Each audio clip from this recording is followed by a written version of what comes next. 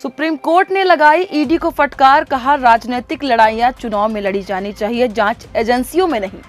नमस्कार, मैं हूं ऐश्वर्या और आप देख रहे हैं CGNN लाइव। राजनीतिक लड़ाइयों का मैदान चुनाव होना चाहिए, जांच एजेंसियां नहीं। सुप्रीम कोर्ट की कड़ी टिप्पणी ने देश की मौजूदा सियासी बहस को नई हवा दे दी है।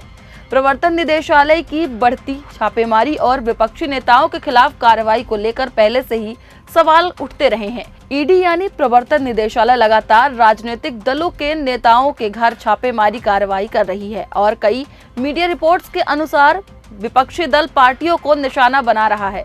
इसे लेकर विपक्षी दलों ने कई बार कहा कि बीजेपी हमें निशाना बना रही है। वहीं अब सुप्रीम कोर्ट ने भी ईडी की इस तरह की कार्यप्रणाली को देखते हुए फटकार लगाई है। अगर हम ईडी के छापेमारी की बात करें तो हाल ही में छत्तीसगढ़ में ईडी ने पूर्व सीएम भूपेश बघेल के घर छापेमारी कार्रवाई की, जिसमें उनके बेटे चैतन्य बघेल को जेल भेज दिया गया। अब उनसे पूछताछ चल रही है और इन्हीं सब के बीच छत्तीसगढ़ के सियासत में बवाल मचा हुआ है। इस मामले में भूपेश बघेल का कहना है कि विधानसभा सत्र के आखिरी दिन अहम मुद्दों पर चर्चा होनी थी, इसीलिए भाजपा द्वारा यह कदम उठाया गया है। इसके पहले भी ईडी ने कांग्रेस नेता और पूर्व मंत्री प्रताप सिंह के करीब 19 ठिकानों पर छापेमारी की थी। उन्होंने भी कहा था कि बीजेपी सरकार हमें परेशान करने के लिए यह कार्रवाई करवा रही है। इसके अलावा भी कई ऐसे मामले हैं जिसमें ईडी ने कार्रवाई की और लोगों ने कहा कि ईडी बीजेपी के इशारों पर नाचती है।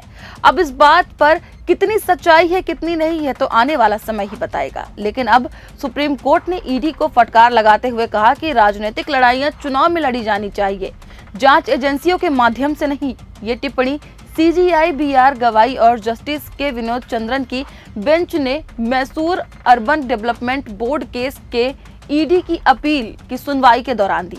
अब आपको बता दें, मैसूर अर्बन डेवलपमेंट बोर्ड साल 1992 में अर्बन डेवलपमेंट संस्था मैसूर अर्बन डेवलपमेंट अथॉरिटी ने रिहायशी इलाके विकसित करने के लिए किसानों से जमीन ली थी।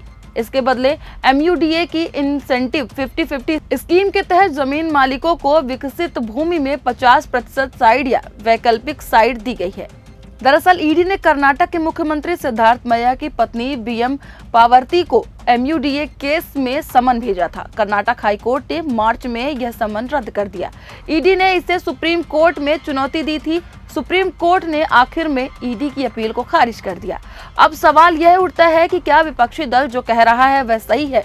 क्या ईडी सच में बीजेपी की कठपुतली बनकर रह गया है या सच कुछ और ही है? अब जब सुप्रीम कोर्ट ने खुद प्रवर्तन निदेशालय की कार्यप्रणाली पर सवाल उठाए हैं और राजनीति में जांच एजेंसियों के इस्तेमाल को लेकर चिंता जताई है, तो विपक्ष के आरोप को अब केवल राजनीतिक बयानबाजी कहकर टाला नहीं जा सकता। आने वाले वक्त में देखना होगा कि क्या ईडी अपनी कार्यप्रणाली में पारदर्शिता और निष्पक्षता लाती है या फिर इस बहस को और गहराने का मौका देती है। ये वीडियो आपको कैसा लगा हमें कमेंट करके जरूर बताएं। साथ ही वीडियो को लाइक करें, शेयर करें और चैनल को सब्सक्राइब करना ना भूलें।